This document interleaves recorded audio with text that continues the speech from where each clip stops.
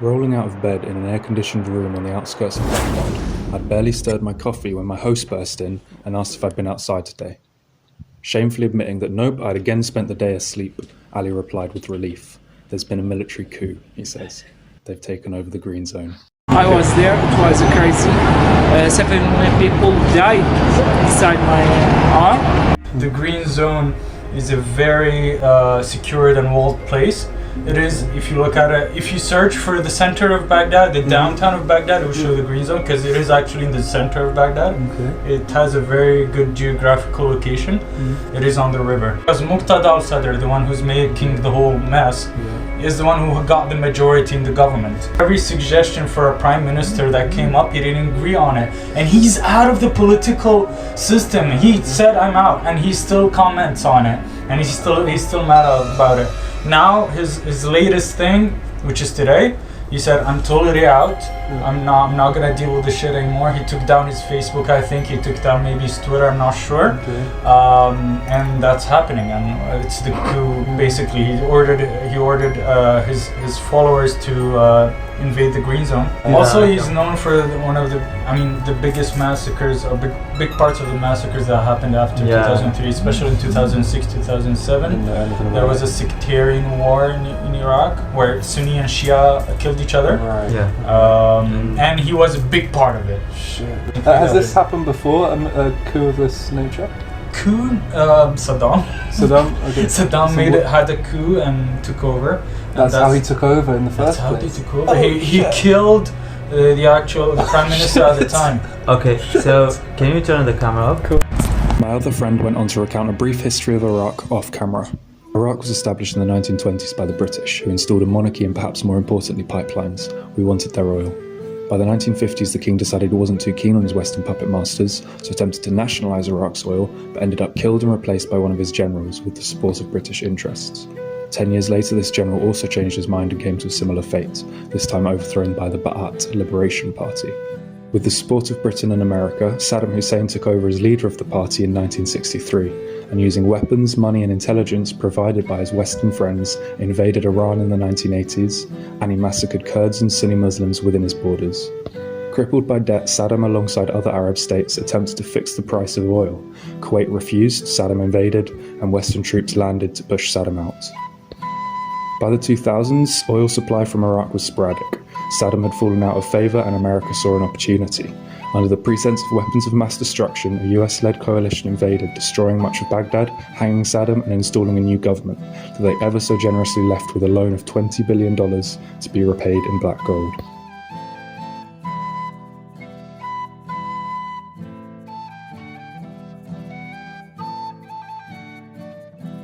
We've seen people queuing up for bread and water.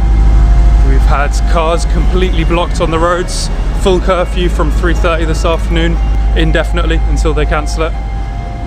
So yeah, very exciting. Not sure what it means for being a foreigner here. Right, so I'm not supposed to film, but that back there is the green zone where they were seeing the shooting a few days ago.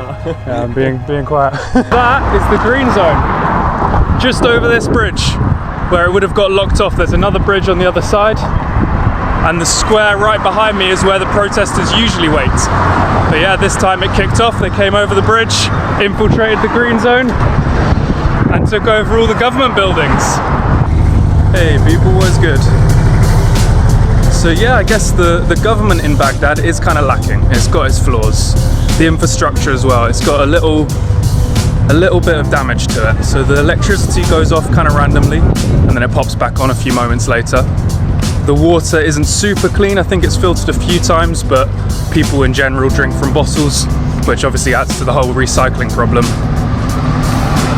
But there are individual ways that they solve these problems. I'm just going to run across these roads. Roads are a whole different story. But yeah, for example, with the electricity, coming up over here, we've got a super loud and noisy private generator. So individual businesses in the area just set up their generator and then sell the electricity to local people. So all these houses will be hooked up, and you can kind of see how haphazard all the wiring is. But all the houses get fed by the private generators as well as the national grid. So when the government loses their electricity, think they turn it off periodically. Not sure why. One of my friends can probably explain it better. But when that goes off, the local private generators go on. Kind of hilarious. Like I don't mind this stuff, but people in England would be shocked. Just an open circuit. Look at that. Got a loose wire. I'm assuming connected to a main national grid of some sort, but it's just out and about. It's kind of cool to see how relaxed they are about stuff like that. Even road laws. I'll show you that later. But the red lights are kind of just a suggestion. People bash through the red lights. Motorbikes, little tuk-tuks.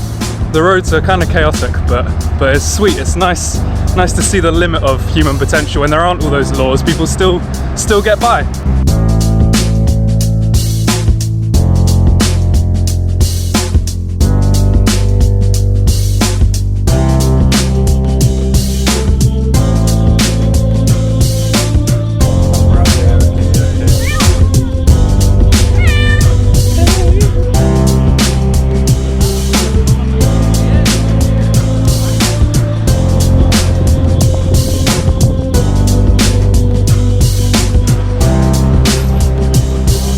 Am I saying that right? Halden? How you doing? He told me we saved 50%. They were sinking in the sea. 50 people 50 from you people. seeing a message and calling a number. So just communicating and coordinate between the Turkish Coast Guard and the people who were sinking in the sea. After that, I asked myself what I can do here in Baghdad. Yeah. After a while, there was accident happened here in the side. On this actual road? And this Oh shit, road. okay. Motorcycle just hits a car and he fell down and he was have injuries. Okay. So I just go to the pharmacy, I bought things for him, I treated him, and I took him to the hospital. I asked myself, hey, this is it. We don't have an emergency responder on a motorcycle seeking in Baghdad for accident traffic. So I become first motorcycle paramedic, reaching the people who make accidents. Can you tell me a bit more about what happened a few days ago in the green zone? Actually, there's two parties here in Iraq. One of them, they need to stay in the government. The other party, they don't need them to stay in the government. And what's happened, the clashes happened in gates of the IC. I was there, it was crazy. 7 people died beside my arm. Yes, it was a crazy shooting. There's a Syrian. That's when I want to reach accident. I own it and I go to the. Actually, I'm working on its paper through approvals. As you know, motorcycle is banned here in Baghdad after 6 p.m. because of the situation. I didn't know that. People use their motorcycle to assassination. As in Turkey, the buses kind of just roll along, private individuals, and if we're lucky, we just stop one, cool it down, give it about 50p, and it takes us as far as we want to go.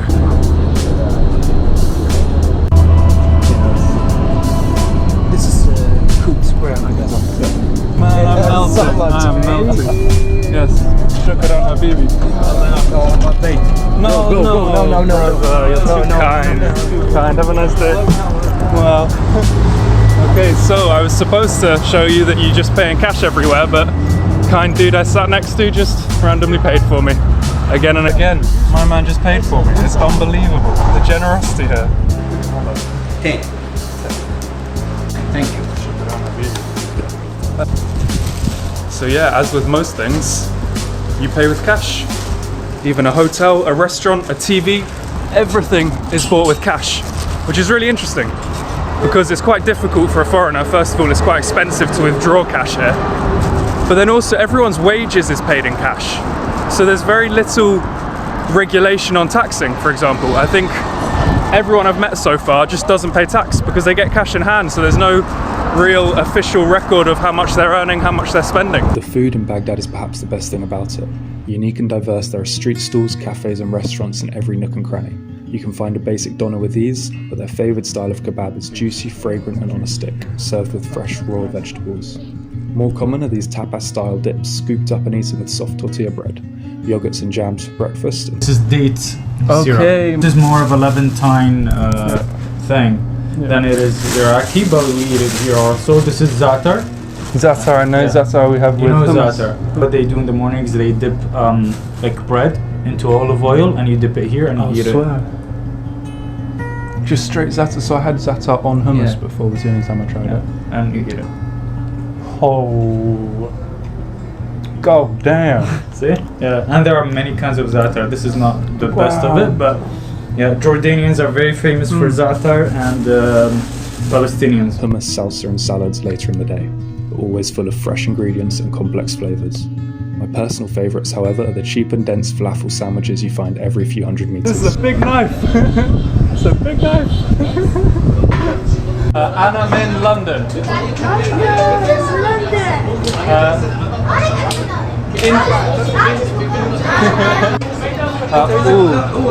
Good, please. You can make your own sandwich Okay. by yourself. Oh, I'll put this on the You put tomatoes, cucumber, or Do you mind holding? right? There you go. Vertical camera. Can see the. 1018 pixels. And so, how much are falafels? 1000 dinar. 1,000 dinar. It's like 50p. 15. It's kind of crazy, right?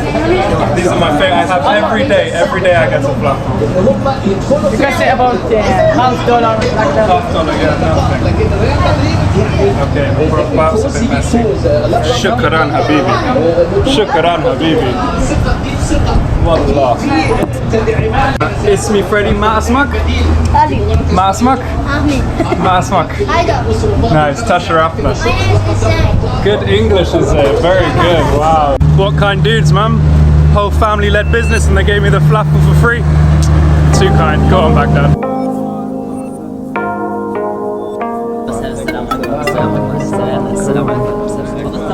Would you like to sit in a place like this?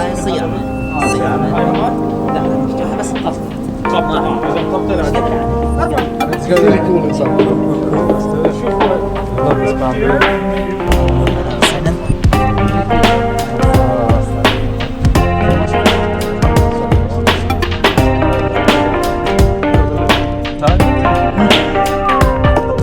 What is it, dolma?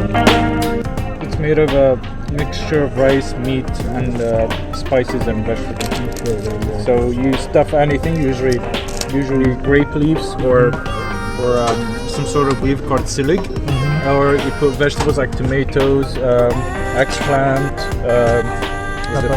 peppers.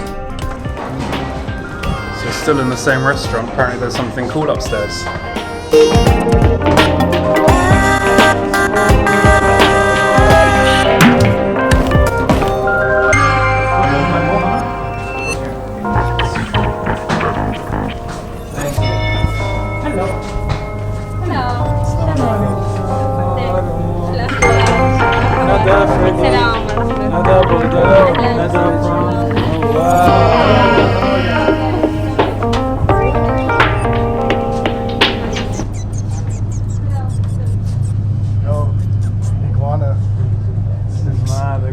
Take out a snake and put it on your head.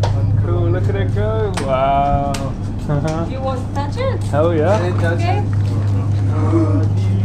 There's another one. Can we take out the big one? Or is that not okay? You want to put on it? Yeah. Let's go. You want me to video you? Snake, yeah, Oh, you got it. Hey, buddy. It's a weird thing. It's a weird. It's so soft. It's like imagine this is a necklace. Oh my god. I get it why they take their leather. Yeah, man. To It be makes fair, sense, silky though. smooth, eh? It is so Feels smooth. pretty bossy. My mate had a cobra called Winston. She used to come and sit on his head while he was playing video games. And that's like a proper constrictor cobra. Wow. Just trusted him because he fed it. I think. Is it heavy? Yeah, quite heavy.